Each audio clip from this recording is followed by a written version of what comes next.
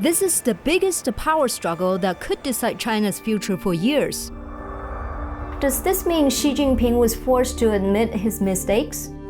The Chinese Communist Party's 20th National Congress is going to be held in fall. The second is that Li Keqiang did not wear a mask in public for many times, and he hardly ever mentioned the zero-COVID policy in his speeches.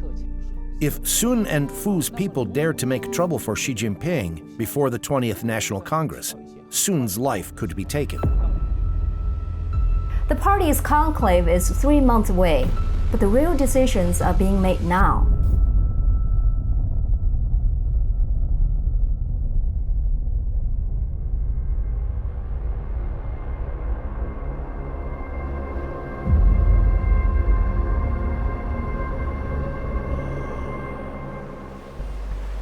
This is Beidaihe, a coastal resort town on northeast China's Beidaihe Sea.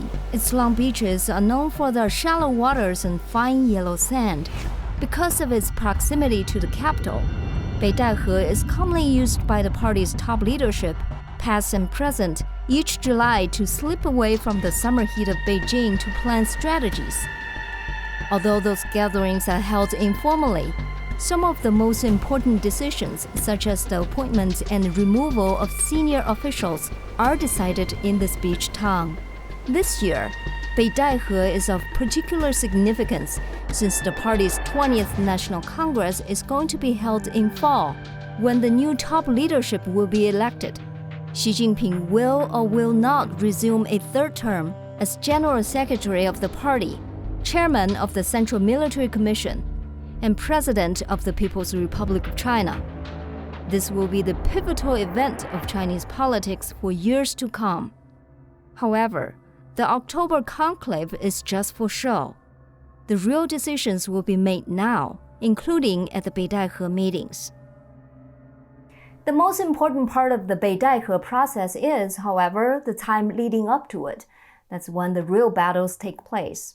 The power balance between different factions hangs on the outcome of these maneuvers, and exactly during that time, multiple indications point to Xi under attack by CCP top leadership for many of his policy folderings, appearing forced to cede some power to China's premier, Li Keqiang. On May 11th, the Wall Street Journal published an article titled, "China's Forgotten Premier Steps Out of Xi's Shadow as Economic Fixer." It says frustrations with Mr. Xi's leadership are building ahead of the CCP's 20th National Congress. Meanwhile, support is rallying around Mr. Li, who has been known for his reform-minded economic approach. The journal says supporters of Mr. Li include officials with ties to the Communist Youth League, a once powerful organization that produced past leaders, including former party chief Hu Jintao. 10 days after the Wall Street Journal article was published, a primetime news piece from China Central Television, the biggest government-owned TV station in China, appeared to support the journal's position. 25号，国务院召开全国稳住经济大盘电视电话会议，中共中央政治局常委、国务院总理李克强作重要讲话。At this so-called stabilized overall economic condition teleconference, Li Keqiang made a few critical points to over 100,000 party officials at the provincial, county, municipal, and district levels. He first claimed that in some ways, the challenges now are greater than when the pandemic hit hard in 2020. Li said, "We're currently at a critical juncture in determining the economic trend of the whole year." He stressed the importance of coordinating virus control and economic development. He laid out the bottom line. The central government will not help the local government.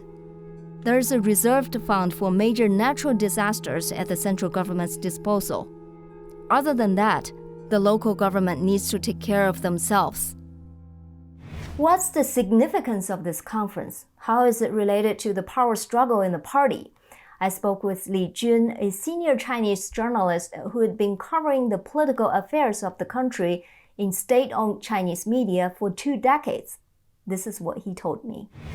您认为李克强强调这个10万人大会 Do you think Li Keqiang's 100,000 people conference tells us that Xi Jinping is losing power and Li Keqiang is replacing him?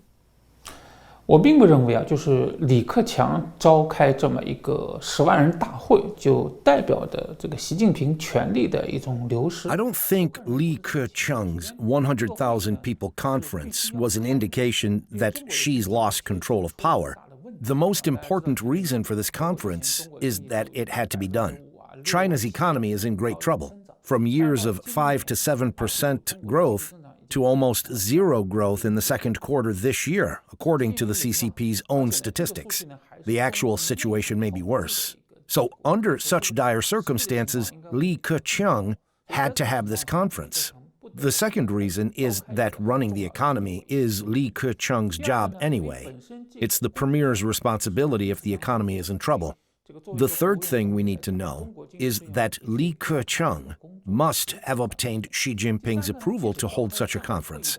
I don't think Li dares to challenge Xi Jinping now because it would put him in a dangerous situation. Meanwhile, I think Xi giving Li the permission to hold such a conference is also to put the blame on Li. Li became a scapegoat for the bad economy. So to sum it up, I think it is far-fetched to say that Xi Jinping has lost power since Li Keqiang held this mega conference. 会议就由此推出说习近平这个权力的流失呢，我个人觉得确实有点牵强附会。 However, Li Keqiang's mega conference isn't the only thing that led people to think Xi is losing power. 1 month later, Europe had an unexpected visitor. In mid-June, the central government dispatched a special envoy representing Xi Jinping to Europe for a 3-week charm offensive. Wu Hongbo, China's former ambassador to the UN, was given a clear task. At every stop, Wu conceded China had made mistakes, from its handling of COVID-19 to its wolf warrior diplomacy to its economic mismanagement. This apology tour was made against the backdrop of a dangerously slowing Chinese economy and the quick worsening of the China-Europe relationship, partially due to Xi's support of Putin in the Russia-Ukraine war. Wu made it very clear that Europeans are China's preferred partners, as opposed to the United States. His bottom line is, China will always be China, a country of growing significance and economic opportunities for Europe. Xi Jinping's special envoy went on an apologizing tour in Europe. Does this mean Xi Jinping was forced to admit his mistakes? 你是说认错吗？我觉得中共他从来不会认错，他只会在他危机的时候去。 Are you saying Xi admitted he was wrong? I don't think that's what the CCP members do. They would only appear to admit they were wrong when they were in crisis to avoid punishment. In fact, I think Wu's trip was Xi Jinping's damage control to head off the crisis before the party's 20th National Congress, so he could be re-elected smoothly. Otherwise, I don't believe he would send his representative to court the Europeans or the international community. In fact, this is not the first time the CCP admitted its mistakes. In the early days of reform and opening up, the CCP invited American politicians to visit China. It conceded that the CCP's previous path was mistaken. Now we will embark on a path to develop the economy. Only with the economic development we will be able to move towards democracy and freedom. We truly want to change, but we are too poor, too backward. We made huge mistakes with class struggles. America should give us an opportunity to correct that mistake. You should help us. It turned out the U.S. politicians truly believed China and did its best to help China. But the result is that China becomes powerful and increasingly totalitarian. The West should learn its lesson. Do not believe the CCP will truly repent. In fact, what Xi Jinping's real message for the Europeans was, I am seeking re-election at the 20th National Congress. Do not make trouble for me now. Things will be taken care of after I'm re-elected. That's it. 就是我现在要20大连任，拜托西方国家，你们现在不要找麻烦啊，不要搞得那么激烈啊，一切事情等我连任之后再说。他其实就想说这句话。But there are also analysts who believe there is a fierce power struggle and a tug of war within the top leadership. Tang Jingyuan, who is a senior China analyst and the host of the YouTube channel Foresight Jingyuan Tang, is one of them. 现在习近平和反对派之间的权力争斗呢，在中国。Now that the power struggle between Xi Jinping and the opposition is becoming more and more obvious in the Chinese media, we can see it from several aspects. One is that the number of articles touting Xi Jinping has decreased, and his absence from the front page has increased. The second is that Keqiang did not wear a mask in public for many times, and he hardly ever mentioned the zero-COVID policy in his speeches, although news showing these facts was often restricted. The third indicator is that when Keqiang urged local officials to rescue the economy at his 100,000 people conference, the state media was touting how China's economy overall was in good shape.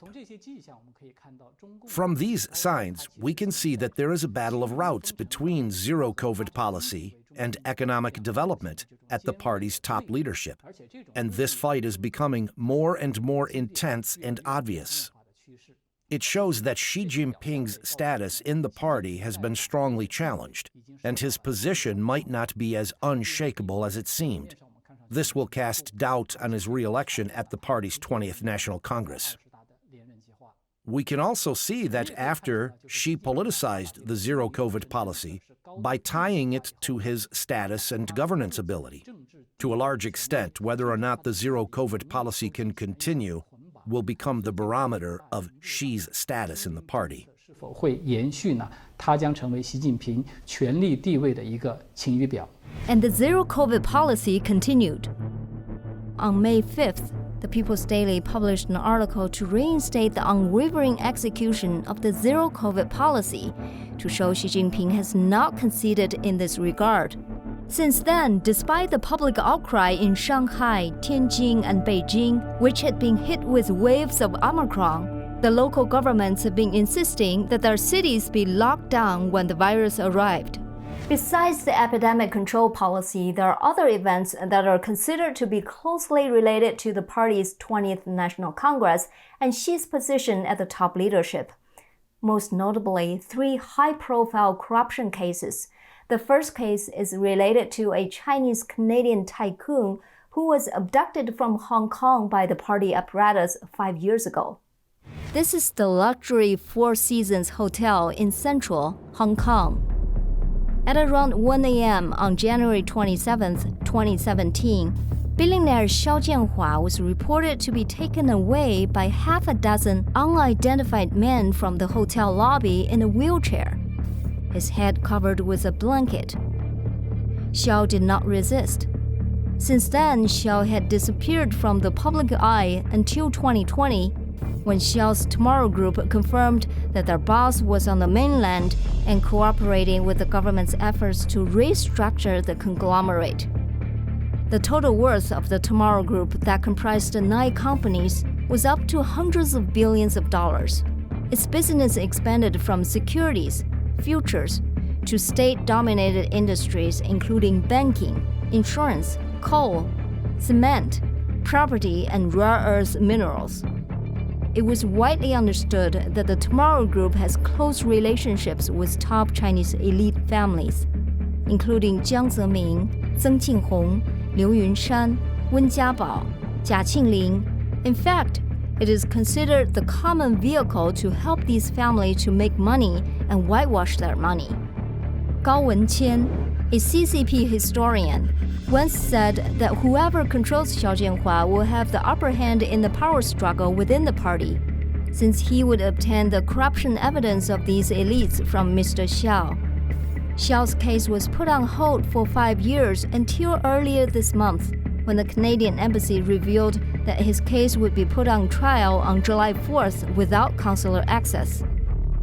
肖建华的案子现在已经开始。Why was Xiao put on trial right now? His charges were reportedly reduced to illegal collection of public deposits. What does this mean?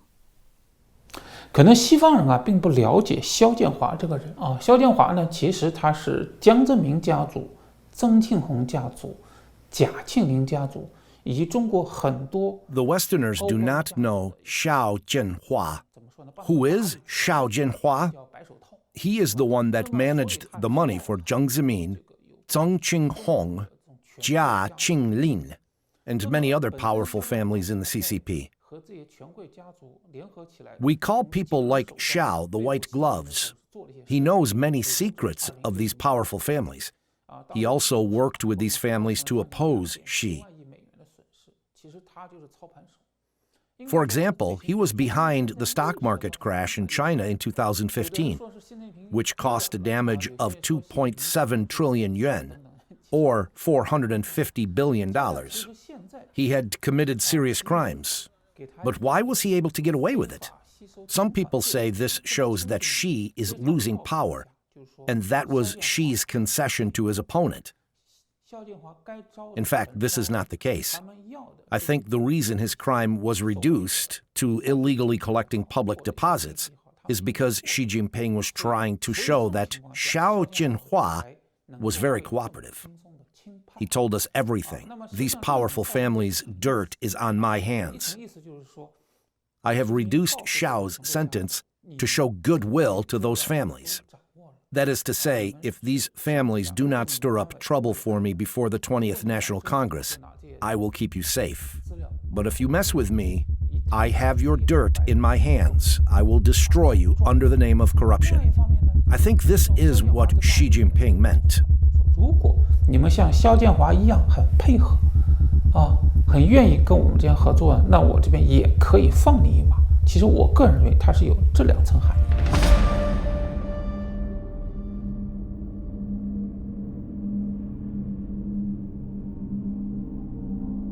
If you would like to watch the rest of it, please go to our website, zoomingin.tv, and become a member. $5 a month or $50 a year. Cancel anytime. You will have access to my extended interviews and full in-depth reports.